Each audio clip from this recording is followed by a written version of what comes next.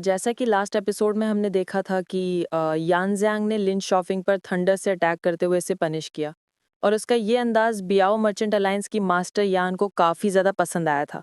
वो बंदी समझ गई कि यान ज़ियांग राइजिस पाथ का फॉलोवर है। वहीं पर यान ज़ियांग ने यान के कर स्किल को रिवील करते हुए उसकी मदद की, जिसके बाद वो क्लाउड मिस फ्लावर की तलाश में स्काई क्लाउड माउंटेन पर चला गया, जहां पर उसने देखा कि कुछ असासिन 01 को मारना चाहते हैं। इसलिए यान ज़ियांग ने मास्क पहनकर अपनी पहचान छुपाते हुए इन सभी का खात्मा कर दिया। अब आगे तो इस एपिसोड की शुरुआत उसी सीन से होती है जहां पर 01 ने इस मास्क पहने हुए बंदे को देख लिया था। जीरान को कोई आइडिया नहीं कि ये बंदा उसी का हस्बैंड यान ज़ियांग है। इनफैक्ट जीरान को तो इससे डर लग रहा था। इसलिए यान ज़ियांग उससे कहता है, मिस प्लीज नर्वस मत होना, आपको नुकसान पहुंचाने का मेरा कोई इरादा नहीं है। मैं तो राइजिस पाथ का फॉलोवर हूँ, तो भला ऐसे गंदे काम कैसे करूंगा। यहाँ पर यानंग दिली दिल में सोचने लगा कि जीरान काफी ज्यादा जिद्दी है, और उससे भी इंपॉर्टेंट बात यह है कि वो मुझसे नफरत करती। अगर मैं अपना मास्क हटा दूं तो उसे लगेगा कि मैंने उसे ऑफेंड किया है। साथ ही वो इतनी प्राउड है कि ऐसी घायल सिचुएशन में वो मेरे सामने बिल्कुल आना नहीं चाहेगी। इसलिए मेरा अपनी पहचान छुपाना एकदम सही डिसीजन था। फिलहाल तो मैं 01 के सामने अपनी आइडेंटिटी को बिल्कुल भी रिवील नहीं करने वाला। इसलिए वो थोड़ा सा चीयरफुल होते हुए कहने लगा कि मिस, मेरे पास एक ग्रेट रेस्टोरेशन पिल है। अगर आप इसे कंज्यूम करो तो आपकी इंजरीज काफी हद तक हील हो जाएगी। इतना कहते साथ ही यान ज़ियांग ने और वो रेस्टोरेशन पिल 01 की तरफ पास कर दी। अब 01 थोड़ी सी डाउटफुल तो थी, मगर उसे ऐसा लगता है कि इस बंदे ने अभी थोड़ी देर पहले ही मेरी जान बचाई थी। अगर ये वाकई मुझे हर्ट करना चाहता तो अभी तक मुझ पर एक्शन ले चुका होता। इसलिए वो तुरंत ही यान ज़ियांग का शुक्रिया अदा करने लगती है।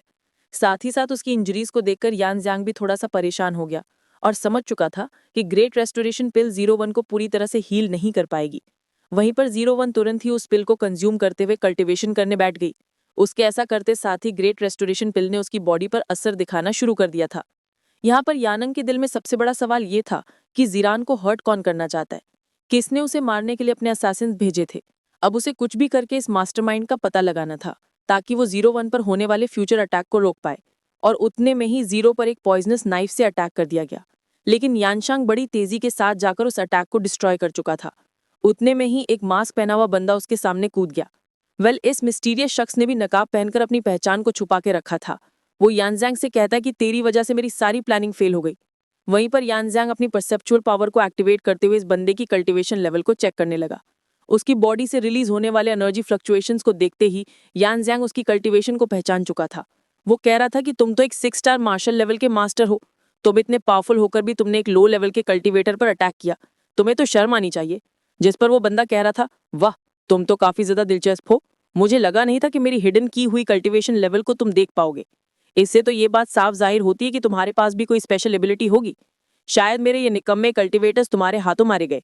अगर तुम बीच में इंटरफेयर नहीं करते तो ये बंदी हमारे कब्जे में होती। तब तक 0 भी अपनी कल्टीवेशन से बाहर आ चुकी थी। उस बंदे पर काफी ज्यादा गुस्सा होते हुए उससे पूछने लगी कि बताओ तुम मेरे पीछे क्यों लगे हो? मैंने तो आज तक किसी को बेवजह ऑफेंड नहीं किया, फिर तुम लोग मेरे हाथ धोकर पीछे क्यों पड़े हो? जिस पर वो बंदा जवाब देते हुए बताने लगा कि मिस जुरान, मेरी आपके साथ कोई पर्सनल दुश्मनी नहीं। दरअसल कोई है जो आपसे मिलना चाहता है। वो चाहता है कि आप उनकी मेहमान बनकर उनसे मिलने जाओ। आपको प्यार से एस्कॉर्ट करने के लिए मैंने अपने लोगों को भेजा था, लेकिन आपने तो उनके साथ फाइट की और फिर इस पर्सन ने आकर मेरे लोगों को बेवजह खत्म कर दिया। खैर अभी भी कुछ बिगड़ा नहीं। अगर आप चुपचाप से मेरे साथ चलो तो मैं आपको जरा भी हर्ट नहीं करूंगा। मैं तो बस आपको मेहमान बनाकर मेरे सीनियर के पास ले जाना चाहता हूँ। यहाँ पर जीरान इस बंदे पर अटैक करने के लिए आगे बढ़ने ही वाली थी, लेकिन यानज़ैंग ने उसे रोक लिया। यानज़ैंग उस बंदे से कह रहा था कि अगर तुम इस लड़की को अपने साथ ले जाना चाहते हो तो सबसे पहला तुम्हें मेरी सॉर्ड से परमिशन लेनी पड़ेगी। बिना मेरी सॉर्ड की परमिशन तुम मिस 01 को हाथ भी नहीं लगा सकते। इतना कहते साथ ही यानज़ांग ने अपनी सॉर्ड एनर्जी को एक्टिवेट कर लिया था। जिस पर वो बंदा कह रहा था, लड़के तुम तो बड़ी बड़ी बातें फेंक रहे हो, चलो अब मुझे तुम्हारी एबिलिटीज चेक ही करनी पड़ेगी कि पता तो चले तुम इतनी बड़ी बड़ी बातें क्यों फेंक रहे हैं। इतना कहते साथ ही उस बंदे ने अपनी मार्शल बीस्ट की पावर को एक्टिवेट करते हुए यानज़ांग पर हमला कर दिया। वहीं पर यानज़ांग ने भी अपने थंडर लाइन को समन कर लिया था और अब इन दोनों में एक जोरदार क्लैश हो जाता है, जिसमें यानज़ांग के थंडर लाइन ने उस बंदे को काफी दूर पुश कर दिया और अब अटैक करने की बारी यानज़ांग की थी। उसने तुरंत ही अपनी सॉर्ड पावर को एक्टिवेट करते हुए सीधे उस बंदे की तरफ छलांग लगा दी, जो देखते साथ ही उस मास्क वाले बंदे ने अपनी अल्टीमेट टेक्निक एक्टिवेट कर दी, जिसे हैवी ब्लेड स्ट्राइक कहा जाता था। और अब वो उसी का यूज करते हुए यानज़ांग का अटैक को काउंटर करने लगा। इन दोनों के क्लैश में बहुत ही पावरफुल सॉर्ड एनर्जी रिलीज हो रही थी और फिर देखते ही देखते यानज़ांग की सॉर्ड ने उस बंदे के वेपन की धज्जियां उड़ा दी। उस बंदे के वेपन को क्रश करते हुए सीधे उसके आर पार घुसने ही वाली थी। हालांकि वो अपने डिफेंसिव पावर का यूज करते हुए यानजैंग के अटैक को रोकने लगा। यानजैंग को पता था कि ऐसे तो काम नहीं बनने वाला, इसलिए उसने खुद होकर अपनी एक और शॉट से उस बंदे पर अटैक कर दिया। और यानजैंग का ये ब्लो इतना ज्यादा खतरनाक था कि उसमें वो बंदा बुरी तरह से घायल होकर जमीन पर पटक गया। उसकी बॉडी में मौजूद हर एक मेरिडियन ब्रीक हो चुकी थी। वो खुद से ही अमेज होकर पूछ रहा था कि आखिर इस बंदे ने मुझ पर अटैक कैसे किया। मेरी स्ट्रॉन्गेस्ट डिफेंस पावर को ब्रेक करना बिल्कुल भी आसान नहीं था, लेकिन इस बंदे ने मेरे डिफेंस को तो बड़ी आसानी से पियर्स कर दिया। पता नहीं आखिर ये बंदा है कौन, और इसके पास इतनी डोमिनेटिंग स्वॉर्ड एनर्जी कहाँ से आ गई। ये बंदा इतना तो समझ गया कि वो यानजैंग का अपोनेंट नहीं बन सकता। अगर उसे जिंदा रहना है तो यहाँ से भागना होगा। इसीलिए वो यानजैंग पर एक्सप्लोजिव पिल फेंककर वहां से रवाना हो गया। हालांकि यानजैंग ने उसे अपनी स्वॉर्ड के जरिए मार दिया था। इतना ही नहीं, वो उस एक्सप्लोजिव पिल के एक्सप्लोड होने से पहले ही 01 को साइड में लेकर हट चुका था। मगर वहां पर बहुत ही बड़ा ब्लास्ट हुआ था, जिसके चलते यानजैंग के प्रोटेक्ट करने के बावजूद भी जीरान उसमें घायल हो गई। अब यानजैंग समझ गया था कि जीरो को उसे खुद ही हील करना होगा, इसलिए उस कल्टीवेटर का स्टोरेज बैग उठाकर तुरंत ही वहां से रवाना हो गया। वो 01 को लेकर एक केव में पहुंच गया था, ताकि वो बिना डिस्टर्ब हुए उसे हील कर पाए। यहाँ पर यानजैंग उसकी पल्सेस को चेक करने के बाद सीधे उसकी माइंड स्पेस में पहुंच चुका था। उसकी माइंड स्पेस को चेक करने के बाद यानंग कह रहा था कि शुक्र है 01 की इंजरीज इतनी सिवियर नहीं, अब तो मैं आसानी के साथ 01 को हील कर पाऊंगा। और उतने में उसे 01 की माइंड स्पेस में 2 स्पिरिचुअल बीस्ट नजर आए। वो स्पिरिचुअल बीस्ट एक दूसरे पर बहुत ही पावरफुल एनर्जी रिलीज कर रहे थे। उन्हें देखकर यानजैंग काफी ज्यादा हैरान हो गया। वो कहता है कि मैंने तो कभी सोचा भी नहीं था कि जीरान के पास फायर और वाटर की एलिमेंटल पावर होगी। फायर और वाटर जैसे एलिमेंट एक ही बॉडी में पाया जाना रेयर बात है, और जीरान को तो खुद हेवन से ही ब्लेसिंग मिली। हेवन ने उसे आइस ड्रैगन के साथ फीनिक्स की ब्लड लाइन भी प्रोवाइड की, जो कि अपने आप में ही एक यूनिक सा कॉम्बिनेशन है। मगर अफसोस कि उसकी ये दोनों फोर्सेज एक दूसरे के साथ क्लैश कर रही। जैसे आग और पानी एक साथ नहीं रह सकते, वैसे ही सेम हालत इन दोनों स्पिरिचुअल बीस्ट की है। मुझे अब कुछ भी करके इन दोनों स्पिरिचुअल बीस्ट के दरमियान होने वाले क्लैशेस को रोकना होगा। अगर इन्हें रोका नहीं गया तो 01 की फ्यूचर कल्टीवेशन पर इसका काफी बुरा असर होगा। ऐसा भी हो सकता है कि ये लड़की एक सर्टेन लेवल तक जाके वहीं पर स्टक हो जाए। और अब उसके कॉन्स्टिट्यूशन को चेक करने के बाद यानजैंग ने डिसाइड किया कि वो 01 को हील करेगा। उसने देखा कि 01 फिलहाल होश में नहीं है, इसलिए वो पहले उसे बताने लगा कि मैं बस तुम्हें हील करने की कोशिश कर रहा हूँ, इसलिए होश में आते ही मुझे गलत मत समझना, पता चले तुम बेवजह मुझ पर ही अटैक करो। और इतना कहते साथ ही यानजैंग अपनी स्पिरिचुअल पावर से उसे हील करना शुरू कर देता है। वहां पर यानन की एलिमेंटल पावर काफी तेजी से फ्लक्चुएट हो रही थी, और उसका असर जीरान पर भी होने लगा, जिसके चलते जीरान को होश आ चुका था। मगर होश में आते ही उसने देखा कि इस बंदे का हाथ तो उसके काफी ज्यादा करीब है। उसे डर लग रहा था कि कहीं ये बंदा उसकी कमजोरी का फायदा ना उठा ले, इसलिए यानजैंग पर काफी ज्यादा गुस्सा हो गई। तो यानजैंग तुरंत ही उसे समझाता है कि मैं यहाँ पर तुम्हारा फायदा नहीं उठा रहा, बल्कि मैं तो बस तुम्हें हील करना चाहता हूँ। कोशिश करो कि तुम अपने माइंड को शांत रखो, वरना हीलिंग में देर हो जाएगी। दरअसल मैं अपनी मैजिकल पावर का यूज करते हुए तुम्हारी बोन को हील कर रहा हूँ। दरअसल उस बंदे ने किए हुए थंडर एक्सप्लोजन में तुम बुरी तरह से घायल हो गई थी। अगर मैंने तुम्हारी बोन्स और मेरिडियन को जल्दी से हील नहीं किया तो तुम्हारी जान खतरे में पड़ सकती है, इसलिए बस थोड़ी देर के लिए ही तुम्हें मुझे झेलना होगा। जिस पर जीरान कह रही थी कि हीलिंग तक तो ठीक है, लेकिन गलती से भी मुझे टच मत करना।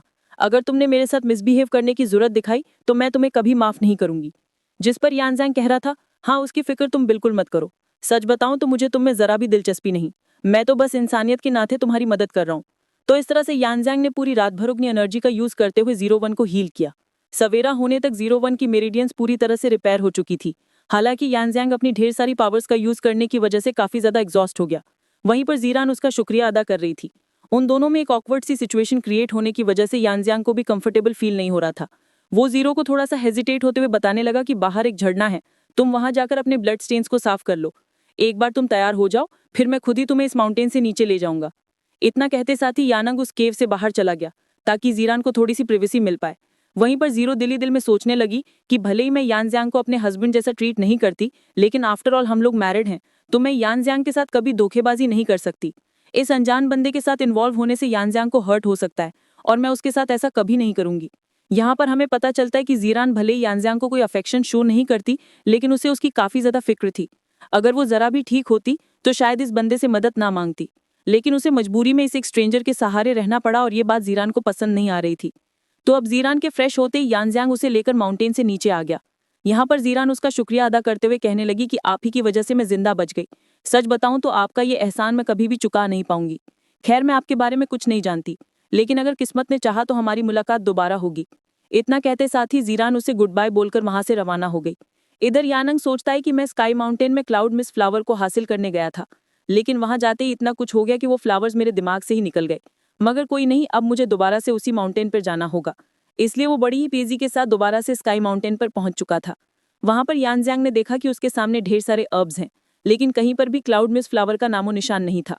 वो सोचता है कि इस जगह पर तो काफी स्ट्रॉन्ग स्पिरिचुअल एनर्जी है, और उतने में उसे किसी के क्रॉल करने की आवाज आई। दरअसल एक स्नेक बीस्ट ने अचानक से यानज़्यांग पर हमला कर दिया था, लेकिन यानज़्यांग बड़ी ही तेजी के साथ जाकर उस अटैक को डिस्ट्रॉय कर चुका था। ज़ियांग ने अपनी सोल इंटेंट का यूज करते हुए स्नेक को एक ही सेकंड में खत्म कर दिया। अब उस जगह को दोबारा से एक्सप्लोर करने लगता है, और तभी यान ज़ियांग को वहां पर बहुत ही स्ट्रॉन्ग किलिंग इंटेंट महसूस हुआ। वो समझ चुका था कि कोई तो है जो उसे मारना चाहता। इसलिए यान ज़ियांग ने बड़ी तेजी के साथ अपनी सोल एनर्जी को एक्टिवेट कर दिया, और तभी वो देखता है कि ढेर सारे स्नेक्स उस पर अटैक करने के लिए टूट पड़े। तो यान ज़ियांग ने हवा में जंप लगाते हुए अपनी एलिमेंटल फायर सोर्ड टेक्निक को एक्टिवेट कर दिया। उसके ऐसा करते साथ ही वहां पर कई सारी तलवारें बरस रही थी। इनफैक्ट यानज़्यांग की ये मूवी इतनी ज्यादा भयानक है कि वहां पर फायर का एक बहुत बड़ा ब्लास्ट हो गया। इनफैक्ट हजारों तलवारें बड़ी ही तेजी के साथ उन सांपों में प्योर्स हो गई थी, और अब उन सांपों से निपटने के बाद यानज़्यांग दोबारा से क्लाउड मिस्ट फ्लावर की तलाश शुरू कर चुका। इस बार तो इस माउंटेन से बिल्कुल भी खाली हाथ वापस जाना नहीं चाहता था। और फिर थोड़ी ही दूरी पर जाने के बाद एक चट्टान पर उसे क्लाउड मिस्ट फ्लावर्स नजर आए। उन फ्लावर्स को देखकर यानज़्यांग काफी ज्यादा खुश हो गया था, इसीलिए वो फटाफट से जाकर उस फ्लावर को प्लग कर लेता है। वो कह रहा था, शुक्र है कि मेरा सारा मटेरियल प्रिपेयर हो गया, अब तो मैं बड़ी ही आसानी के साथ मेरिडियन ओपनिंग एलिक्सिर को रिफाइन कर पाऊंगा। अब यानज़्यांग अपनी स्टोरेज बैग से तुरंत ही कोल्ड रन को बाहर निकाल चुका था। दरअसल इस क्लाउड मिस्ट फ्लावर को जितनी जल्दी यूज किया जाए उसका असर उतना ही ज्यादा इफेक्टिव होगा, और यानज़्यांग भी अपने इस एलिक्सिर को काफी ज्यादा पावरफुल बनाना चाहता था, इसलिए उसने इसी फॉरेस्ट में अपनी रिफाइनिंग की प्रोसेस शुरू कर दी। यहाँ पर यानज़्यांग अपने एलिमेंटल फायर का यूज करते हुए उसने एलिक्सिर को रिफाइन करने में लग चुका था, और थोड़ी देर में वो लिक्विड फॉर्म होना भी शुरू हो गया। यानज़्यांग कह रहा था कि इस प्रोसेस में थोड़ा सा टाइम लगेगा, तो क्यों ना तब तक मैं उस मास्क वाले बंदे की स्टोरेज बैग को चेक कर लूं, हो सकता है कि इसमें मेरे काम की कोई चीज मिल जाए। और अब यानज़्यांग उस स्टोरेज बैग को ओपन करके उसमें मौजूद सारे ट्रेजर्स चेक करने लगा। उस मटीरियल में यानज़्यांग की नजर पड़ी एक जेड बॉक्स कर, जो कि यानज़्यांग को काफी ज्यादा मिस्टीरियस लग रहा था। यानज़्यांग कह रहा था कि शायद इसमें कोई खास ट्रेजर हो सकता, इसलिए उसने क्यूरियस होकर तुरंत ही उस बॉक्स को ओपन कर लिया। दरअसल उस बॉक्स में ढेर सारी ईविल सेंटीपेड थी, और तो और उनकी बॉडी से बहुत ही स्ट्रॉन्ग मेलिशियस ऑरा रिलीज होने लगी। यानज़्यांग जानना चाहता था कि आखिर ये चीज है क्या, तो यानज़्यांग को इन सेंटीपीड की बॉडी पर कुछ स्पेल्स नजर आए। वो तुरंत ही समझ चुका था कि ये तो एक पपिट पैरासाइट बग है, यानी कि वो मास्क वाला बंदा एक ईविल कल्टीवेटर था। यानज़्यांग सोचता है कि पता नहीं वो बंदा इतना खतरनाक मटेरियल अपने पास क्यों रखता था। मैंने उस पर्सन को मारने से पहले उसे इंटेरोगेशन करना चाहिए था। और उतने में यानज़्यांग का ट्रांसमिशन बेड एक्टिवेट हो गया। दरअसल उसे शियार का पैगाम मिला था। वो काफी ज्यादा पैनिक होते हुए यानज़्यांग को बता रही थी कि सिस्टर ज़ीरान को कुछ हो चुका है। ये सुनकर यानज़्यांग भी काफी ज्यादा पैनिक हो गया। साथ ही साथ उसे उस मास्क वाले असैसिन्स पर भी गुस्सा आ रहा था। और इसी के साथ एपिसोड यहीं पर एंड हो जाता है। Thank you so much for watching. Bye bye, take care.